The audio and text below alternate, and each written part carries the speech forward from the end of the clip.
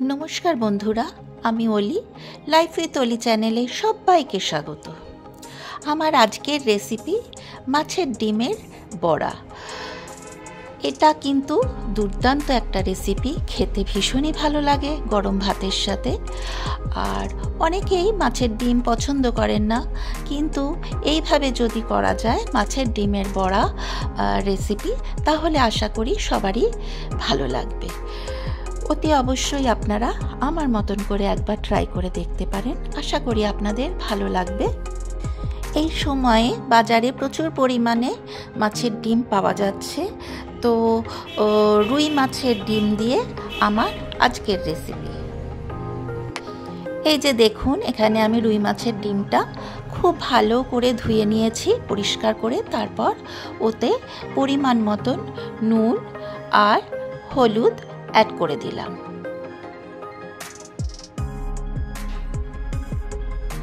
এরপরে আমি একটা পেঁয়াজ কুচি করে রেখেছিলাম, একটু আদা বাটা আর ৩-৪ কোয়া রসুন ওর মধ্যে অ্যাড করে দিলাম।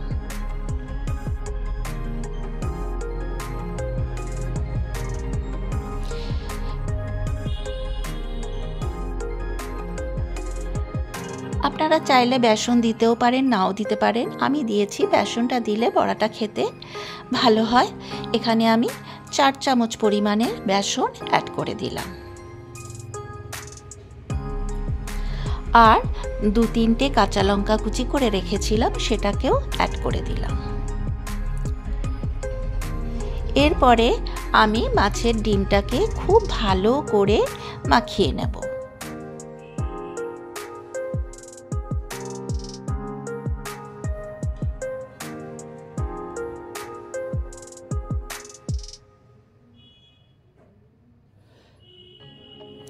অনেকেই মাছের ডিম পছন্দ করেন না, কিন্তু এইভাবে যদি করা হয় তাহলে কিন্তু মাছের ডিমে একটু আষ্টে গন্ধ থাকে না। এরপর আমি কড়াইতে সাদা তেল অ্যাড করে দিলাম। বড়াগুলো আমি সাদা তেলেই ভাজবো। এরপর আমি বড়াগুলো এক এক করে দিয়ে দিলাম। ঢাকা চাপা দিয়ে বড়াগুলোকে আমি একটু ফ্রাই করে নিচ্ছি।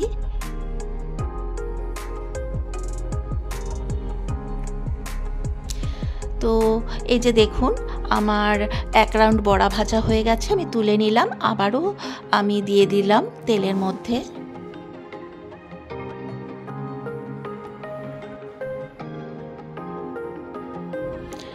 উল্টে পাল্টে আমি বড়াগুলোকে খুব ভালো করে ফ্রাই করে নিয়েছি।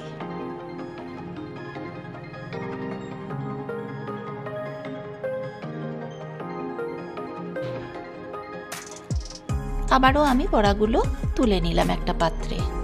এরপর ওই তেলের মধ্যে আমি আরেকটু তেল অ্যাড করে দিলাম। এরপর আমি 2টো শুকনো লঙ্কা ফোড়নে দিয়ে দিলাম। এরপর আমি টুকরো করে কেটে রাখা আলু লম্বা লম্বা করে কেটে রেখেছি, সেটাকেও ওর মধ্যে অ্যাড করে নিয়েছি। এরপর আমি এটাতে সামান্য পরিমাণে নুন আর হলুদ দিয়ে এটাকে আমি ফ্রাই করে নেব।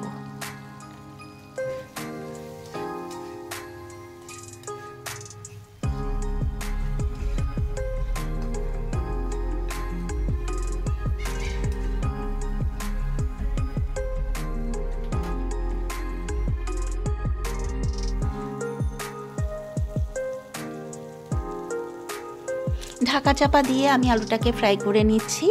এদিকে আমি একটা পেঁয়াজ, ৩-৪টে কাঁচা লঙ্কা, একটু আদা কুচি আমি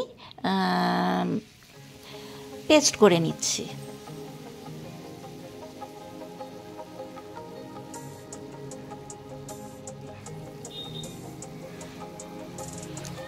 ওই মশলাটা আমি এই ফ্রাই করা আলুর মধ্যে অ্যাড করে দিলাম। এরপরে আলুর সাথে মশলাটা খুব ভালো করে কষিয়ে নিতে হবে, যতক্ষণ পর্যন্ত না মশলার কাঁচা গন্ধ চলে যাচ্ছে।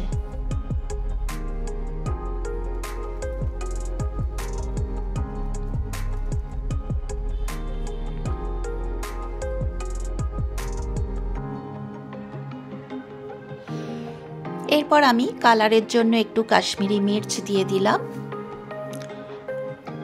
1 টিস্পুন, আর 1 টিস্পুন মিট মশলা অ্যাড করে দিলাম। এখানে আমি কোনো জিরে বা ধনের গুঁড়ো অ্যাড করিনি, আপনারা চাইলে ওটা অ্যাড করতে পারেন।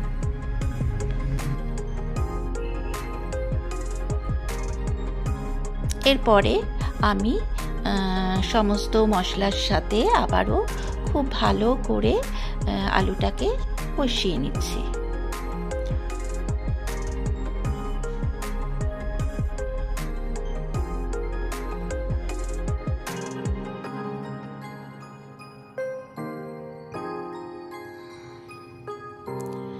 ঢাকা চাপা দিয়ে আমি আলুটাকে কষিয়ে নিচ্ছি। এরপর আমি একটু টমেটো কেচাপ দিয়ে দিলাম 1 টিস্পুন। আপনাদের কাছে যদি টমেটো থাকে টমেটো দেবেন, আমার কাছে টমেটো ছিল না, এই জন্য টমেটো কেচাপ 1 টিস্পুন অ্যাড করে দিয়েছি। আবারও ওটাকে খুব ভালো করে নাড়াচাড়া করে মিনিট 3-4 সময় ধরে কষিয়ে নিচ্ছি। এরপরে আমি ওর মধ্যে সামান্য পরিমাণে জল অ্যাড করে দিলাম, যাতে আলুগুলো খুব ভালো মতন সেদ্ধ হয়, সেই পরিমাণ জল অ্যাড করে দিলাম। আবারও ওটাকে ভালো করে নাড়াচাড়া করে মিশিয়ে নিচ্ছি জলের সাথে।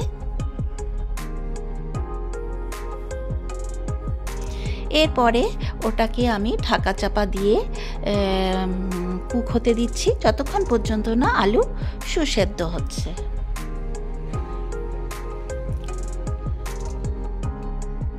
এই যে দেখুন, আলু আমার 80% সেদ্ধ হয়ে গেছে। এরপর আমি ফ্রাই করে রাখা বড়া ওর মধ্যে অ্যাড করে দিলাম।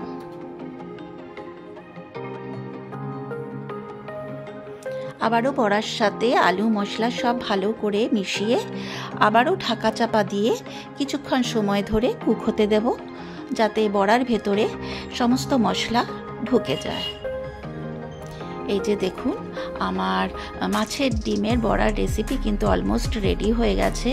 এরপর আমি 3-4টে কাঁচা পাকা লঙ্কা অ্যাড করে দিলাম। এরপর আবারও ঢাকা চাপা দিয়ে মিনিট 3-4 সময় ধরে কুক হতে দেব।